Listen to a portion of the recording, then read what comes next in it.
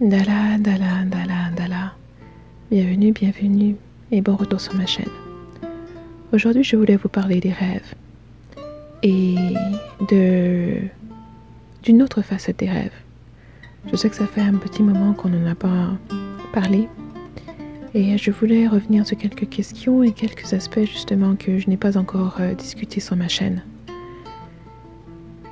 Les rêves, comme je vous l'ai dit, ce ne sont pas des choses qui sortent de votre imagination, ce ne sont pas des choses qui n'ont pas d'importance, comme on peut souvent vous le dire à l'école ou ailleurs.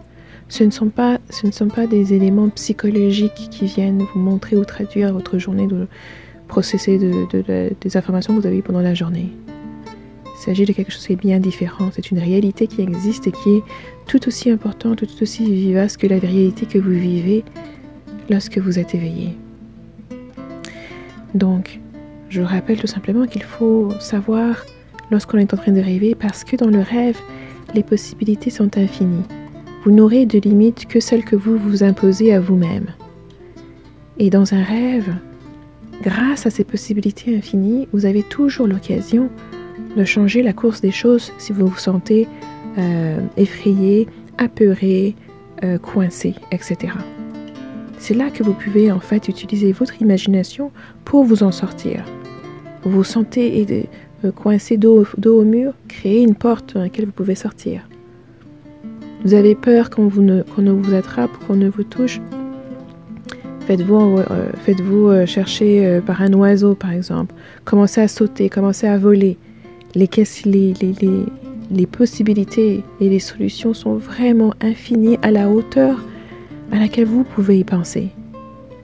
Et dans cette transition dans laquelle nous sommes présentement, où l'on changeons d'air, les choses qui vont venir vont être bien plus différentes.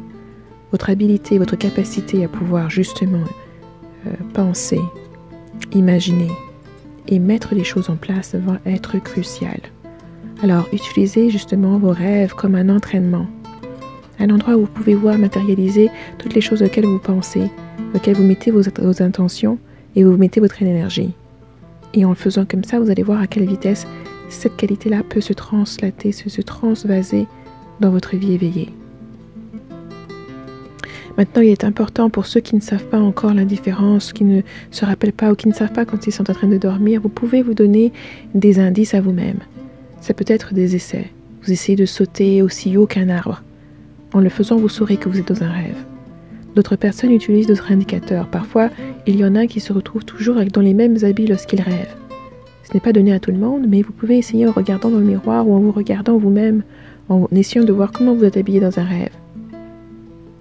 Il y a aussi l'importance justement d'aller dormir et non pas de tomber en sommeil ou de s'endormir consciemment plutôt que de s'endormir sans même savoir qu'on s'est endormi en fait.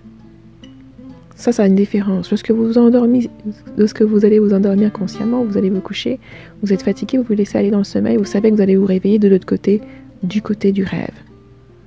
Lorsque vous ne savez même pas que vous étiez en train de dormir, c'est là que souvent beaucoup ont du mal.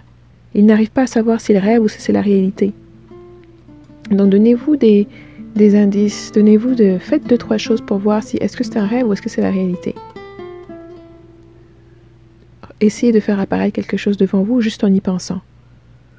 Ça va vous donner des indices et puis préparez des indices qui vous sont propres, qui sont des choses que vous allez reconnaître assez facilement. Et au fur et à mesure du temps, plus vous le faites et plus ça va être de inné. Vous n'aurez plus besoin de le faire par la suite, mais il faut parfois, pour certains d'entre vous, vous entraîner.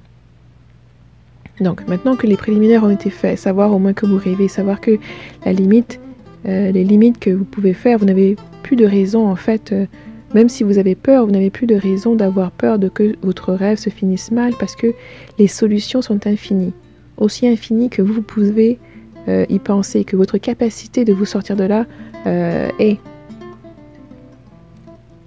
Maintenant, la raison pour laquelle je voulais toucher à ces petits points et ces petits rappels, c'était pour vous dire que, comme vous le savez déjà, tous les rêves ne sont pas les mêmes. Toutes les expériences que vous avez dans vos rêves ne sont pas les mêmes non plus. Il y a une variété, une multitude de raisons, une multitude de formes, de capacités, d'expériences qu'on peut avoir dans les rêves. Et je voulais en toucher une en particulier. Je ne vais pas aller trop en profondeur, je vais juste la mentionner au cas où certains d'entre vous l'auraient déjà vécu, connaîtraient des proches qui le vivent ou sont tout simplement intéressés par le sujet. Il existe même dans les rêves des illusions. On pense voir quelqu'un que l'on connaît, mais ce n'est pas cette personne-là. On pense voir un objet solide, dès qu'on le touche, il s'effrite et s'envole en poussière. Il y a même parfois tout un décor, tout un lieu où tout n'est qu'illusion, tromperie, tricherie. C'est pour ça que, à tout temps, que vous soyez éveillé ou endormi, vous devez toujours utiliser votre discernement. Votre discernement est la clé qui vous permettra d'avancer. Un autre exemple, c'est que vous pouvez voir le visage familier de votre grand-mère ou d'un ancêtre. Pourtant, ce n'est pas elle, ni son énergie, ni sa façon d'être. Soyez toujours à l'écoute de votre discernement. Comment vous saurez que c'est une illusion? C'est parce que vous allez le ressentir. Elle ressemble à grand-mère, mais en l'intérieur de vous, vous savez qu'il y a quelque chose qui cloche, quelque chose qui ne va pas. Peut-être c'est même pas la façon dont votre grand-mère parlait. Peut-être qu'elle vous dit des choses complètement contradictoires à ce que votre grand-mère vous aurait dit. Mais l'important, ce n'est pas ce que cette personne ou cette chose est en train de vous dire. L'important, c'est le sentiment que vous avez à l'intérieur. Votre discernement qui vous dit que ce n'est pas elle. C'est lui que vous devez écouter. C'est lui que vous devez suivre. Les rêves nous forcent à être vraiment à l'écoute de nous-mêmes. Quelqu'un nous parle dans une langue de charabia, ce ne sont pas les mots ou les sons qui sortent que l'on entend, mais c'est bien sûr à l'intérieur de nous que nous savons exactement ce que cette personne est en train de dire, même si nous ne comprenons pas le langage qui est utilisé. Mais pour pouvoir le faire, vous devez avoir cette ouverture d'esprit. Vous devez aussi reconnaître en vous ces capacités-là.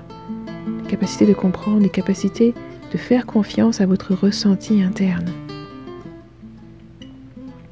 Et vous verrez aussi que comme dans les rêves, les possibilités et les solutions sont infinies. Il s'agit ici de votre côté astral, votre côté invisible. Le pas que vous avez, la partie de vous qui travaille aussi dans l'invisible, dans le spirituel. Et cet aspect de vous est important que vous continuez ou vous commenciez à le développer. Car dans l'ère de transition où nous allons, c'est un élément, un atout qui sera essentiel. Je ne vais pas aller plus loin. J'espère que ceci aura été utile à ceux à qui il est destiné. Et que bien sûr, vous pouvez me dire dans les commentaires ce que vous pensez. Merci et on se parle dans la prochaine vidéo. Bye.